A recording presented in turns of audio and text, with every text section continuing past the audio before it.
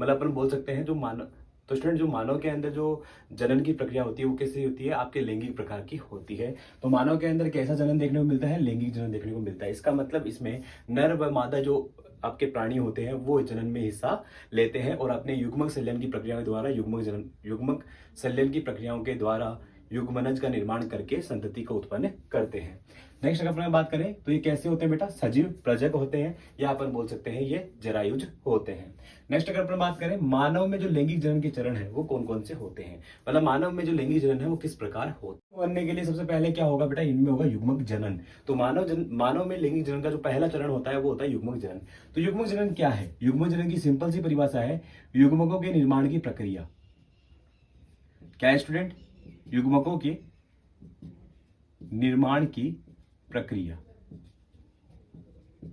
युग्मकों के निर्माण की प्रक्रिया को अपन क्या बोलते हैं, युग्मक जनन बोलते हैं। अब बात आती है युग्मक जनन जो होता है वो मानव में, युग्मक जनन जो होता है वो मानव में कितने प्रकार का होता है। तो देखिए स्टूडेंट, अपन को पता है मानव में क्या क्या है, मानव में एक तो है नर और एक क्या है मादा। तो यदि अपन बात करें जो नर होता है उसमें क्या चलता है स्टूडेंट, नर जो होता है उसमें चलता है शुक्राणु जनन। क्या चलता है स्टूडेंट, शुक्राणु जनन। और जो मादा होती है उसमें क्या चलता है बेटा, अंड जनन। क्या चलता है बेटा, अंड जनन चलता है। तो यदि बात की जाए शुक्राणु जनन क्या होता है, तो स्टूडेंट सुनना, शुक्राणु जनन क्या है, शुक्राणुओं के निर्माण की प्रक्रिया। शुक्राणुओं के निर्माण की प्रक्रिया क्या कहलाती है, शुक्राणु जनन कहलाती है। जबकि यदि अपन बात करें अंड जनन की, तो अंड जनन क्या है बेटा, अंडाणु के निर्माण की प्रक्रिया क्या कहलाती है, अंड जनन कहलाती है। तो शुक्राणुओं के निर्माण की प्रक्रिया क्या कहलाती है, शुक्राणु जनन। और अंडाणु के निर्माण की जो प्रक्रिया है वो क्या कहलाती है, अंड जनन कहलाती है। ये जो प्रक्रिया चलती है शुक्राणु जनन की वो चलती है नर के अंदर, और जो अंड जनन की प्रक्रिया चलती है वो चलती है मादा के अंदर। तो युग्मकों के निर्माण की प्रक्रिया को अपन क्या बोलते हैं, युग्मक जनन। तो पहला चरण कौन सा होता है, युग्मक जनन, जिसके कारण वहां पर जो आपके नर और मादा है वो क्या करते हैं, युग्मकों का निर्माण करते हैं। दूसरी बात करते हैं स्टूडेंट युग्मक स्थानांतरण। युग्मक बना तो लिया, अब उसे क्या करना पड़ेगा, स्थानांतरित करना पड़ेगा। तो युग्मक स्थानांतरण क्या होता है, जब नर अपने युग्मक को मादा के शरीर में, या पर बोल सकते हैं जब नर अपने युग्मक को मादा युग्मक की तरफ क्या करता है, स्थानांतरित करता है, या नर युग्मक मादा युग्मक के संपर्क में आते हैं, इसे अपन क्या बोलते हैं, युग्मक स्थानांतरण बोलते हैं। ये जो प्रक्रिया होती है वो किसके द्वारा होती है बेटा, वीर्य सेचन के द्वारा होती है। किसके द्वारा होती है, वीर्य सेचन के द्वारा। क्या होता है वीर्य सेचन, नर के द्वारा वीर्य को मादा के योनि मार्ग में स्थानांतरित करना। स्थानांतरित करना क्या कहलाता है बेटा, वीर्य सेचन कहलाता है। तो वीर्य का सेचन मतलब क्या किया जा रहा है, वीर्य को मादा के जनन मार्ग या मादा के योनि मार्ग में क्या किया जा रहा है, स्थानांतरित किया जा रहा है। इस प्रक्रिया को अपन क्या बोलते हैं, वीर्य सेचन बोलते हैं। इंग्लिश में बोले तो इनसेमिनेशन।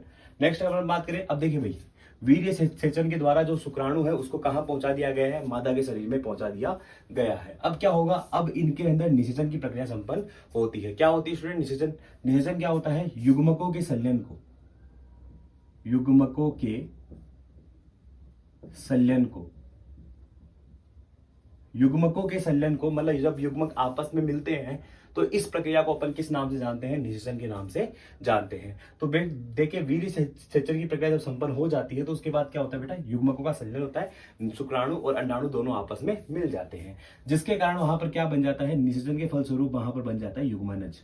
क्या बन जाता है बेटा, युग्मनज। अब युग्मनज बन गया, जब युग्मनज में क्या होता है, युग्मनज में समसूत्री विभाजन होने लग जाता है। युग्मनज में क्या होने लग जाए, समसूत्री विभाजन होने लग जाता है। तो इस प्रक्रिया को अपन क्या बोलते हैं बेटा, विदलन बोलते हैं। मतलब कि वहां पर मान लीजिए वहां पर क्या हो गया, वहां पर आपका ये युग्मनज बन गया। क्या बन गया, ये युग्मनज। अब इसमें क्या चल रहा है, समसूत्री विभाजन, जिसके कारण क्या बनेगी, यहाँ पर 2 कोशिकाएं बन जाएगी। फिर इसके बाद कितनी कोशिकाएं बन जाएंगी, 4 बन जाएंगी। फिर 4 से कितनी बन जाएंगी, 8 बन जाएंगी, इस तरीके से। तो अगर ये कोशिकाएं इस तरीके से संख्या में वृद्धि कर रही है तो इस प्रक्रिया को अपन क्या बोलते हैं, विदलन बोलते हैं। विदलन के दौरान क्या होता है, विदलन के दौरान आपका मोरूला ब्लास्टुला जो होता है उसका निर्माण होता है, जिसके बाद ये जिसके बाद जो आपका ब्लास्टुला है वो बदल जाता है ब्लास्टोसिस्ट में, और ये ब्लास्टोसिस्ट जाकर गर्भाशय की अंतःभित्ति से जुड़ जाता है। तो जो ब्लास्टोसिस्ट होता है वो किससे जाकर जुड़ जाएगा, जो गर्भाशय अंतः जो अंतः गर्भाशय स्तर होता है उससे जाकर जुड़ जाता है, जिसके कारण वहां पर किसकी प्रक्रिया संपन्न हो जाती है, अंतःरोपण की। तो विदलन के बाद क्या आता है, अंतःरोपण। जैसे ही कोरक पुटी का निर्माण होता है, ये कोरक पुटी जब किसके साथ, अंतः गर्भाशय स्तर से जुड़ जाता है तो इसे अपन क्या बोलते हैं, अंतःरोपण बोलते हैं। अंतःरोपण के बाद क्या किसकी शुरुआत हो जाती है, गर्भावधि की, या अपन बोल सकते हैं भ्रूणीय परिवर्तन की शुरुआत हो जाती है। तो जैसे ही क्या होगा, अंतःरोपण होगा, उसके बाद जो कोरक पुटी होती है उसके पोष कोरक जो होते हैं वो अंगुली नुमा किसका निर्माण कर देंगे, संरचनाओं का निर्माण कर लेंगे, जो माता के उत्तक के साथ मिलकर किसका निर्माण करता है बेटा, यहाँ पर अपरा का निर्माण करता है। किसका निर्माण करता है, अपरा का। जबकि जो कोरक पुटी के अंदर क्या होता है, आप सभी जानते हैं, ये अपनी क्या है, मान लीजिए अपनी क्या है, कोरक पुटी, और इसके अंदर कोशिकाओं का कुछ समूह है, इसे अपन क्या बोलते हैं, पोष कोरक, और इसे अपन क्या बोलते हैं, इसे अपन बोलते हैं अंतः कोशिका समूह। तो यहाँ पर जो इनर सेल मास है, अंतर कोशिका समूह है, वो क्या होता है आपका, यहाँ पर ये जो इनर सेल मास होता है ये क्या करता है, ये आगे चलकर किसका निर्माण कर देगा, जनन स्तरों का। तो भाई इसमें जो कोशिकाओं के समूह होते हैं कोरक पुटी में, वो तो क्या कर देते हैं, आपके जनन स्तरों का निर्माण कर देंगे। जबकि जो आपका पोष कोरक होता है, मतलब जो बाहर वाली जो लेयर होती है, स्तर होते हैं, वो क्या कर देते हैं, वो बेटा आपके अपरा का निर्माण कर देंगे माता के उत्तकों से जुड़कर। यहाँ पर जो जनन स्तर होते हैं वो फिर किसका निर्माण करते हैं, आगे अंगों का, और इस प्रकार क्या होता है, भ्रूण का परिवर्तन हो जाता है। ठीक है, अब एक परिपक्व भ्रूण, ठीक है, एक परिपक्व भ्रूण है, उसका माता के शरीर से बाहर आना क्या कहलाता है बेटा, प्रसव की प्रक्रिया होती है। कैसी प्रक्रिया होती है आपकी, प्रसव की प्रक्रिया होती है। तो ये सारे चरण होते हैं जो कि आपके मानव में लैंगिक जनन के दौरान दिखाई देते हैं। अब अपन बात करते हैं स्टूडेंट पुरुष जनन तंत्र की। ठीक है जी, तो नर जनन तंत्र या पुरुष जनन तंत्र जो है वो क्या होता है, तो सबसे पहली चीज किसमें पाया जाएगा, पुरुष में।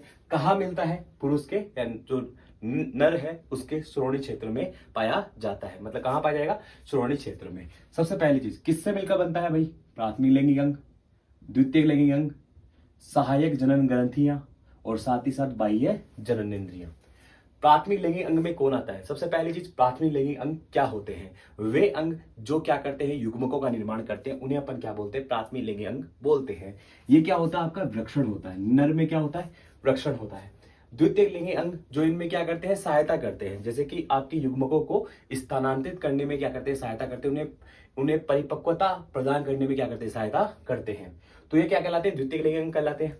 तो ये क्या क्या होते हैं, आपके वृक्षण जालिकाएं हैं, जैसे कि आपकी वृक्षण जालिकाएं होती हैं, वासा इफ्रेंसिया होती है, अधिवृक्षण है, वासा डिफ्रेंसिया, शुक्रवाहक है, ये सभी किसमें आती हैं, द्वितीय लिंगी अंग में आते हैं।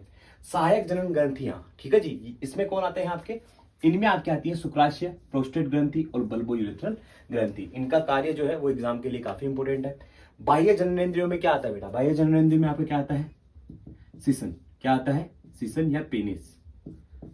तो सिसन जो होगा वो बाह्य जननेंद्रियों में आएगा। ये स्टूडेंट एक आपका नर जन तंत्र जो है उसका डायग्राम है, ठीक है, रफली बनाया गया है, तो एक बार इसको आप देख लीजिए। देखो सबसे पहली चीज अगर अपन बात करें यहाँ पे, तो अपन लेबलिंग कर लेते हैं कि एग्जाम के अंदर क्वेश्चन जो है वो आपके डायग्राम पे भी पूछा जा सकता है। सबसे पहली चीज अगर अपन बात करें तो ये क्या है, ये हो गए आपके वृक्षण। क्या हो गए स्टूडेंट, वृक्षण। इसे अपन क्या बोलते हैं, इसे अपन बोलते हैं बेटा शुक्र वाहक। शुक्र वाहक, ठीक है जी। ये क्या हो गई आपकी, जो ये ट्यूब्स आपको दिखाई दे रही है वो शुक्र वाहक है। ये वाला जो भाग है, ठीक है जी, ये वाला जो भाग होगा कुंडलित, इसे अपन क्या बोलेंगे बेटा, अधिवृषण। ये क्या है, अधिवृषण। ये वाला जो भाग है इसे अपन क्या बोलते हैं, इसे अपन बोलते हैं शुक्राशय। क्या बोलते हैं, शुक्राशय। ये वाला जो भाग है इसे अपन लोग क्या बोलते हैं, इसे अपन बोलते हैं पुरुष या प्रोस्टेट ग्रंथि। पुरुष ग्रंथि या प्रोस्टेट ग्रंथि। ये वाला जो भाग है इसे अपन बोलते हैं बेटा बल्बो यूरेथ्रल ग्रंथि, ठीक है। और ये जो आपका पूरी संरचना है उसे अपन क्या बोलते हैं, सिसन। क्या बोलते हैं स्टूडेंट, सिसन बोलते हैं। ये आपका हो जाता है क्या, पुरुष जनन तंत्र। अब देखिए स्टूडेंट, सबसे पहले यहां पर अपन बात करते हैं किसके बारे में, रक्षण के बारे में। सबसे पहले अपन बात करेंगे विषण के बारे में, यदि करने वाले अब रक्षण के बारे में। ओके स्टूडेंट, तब तक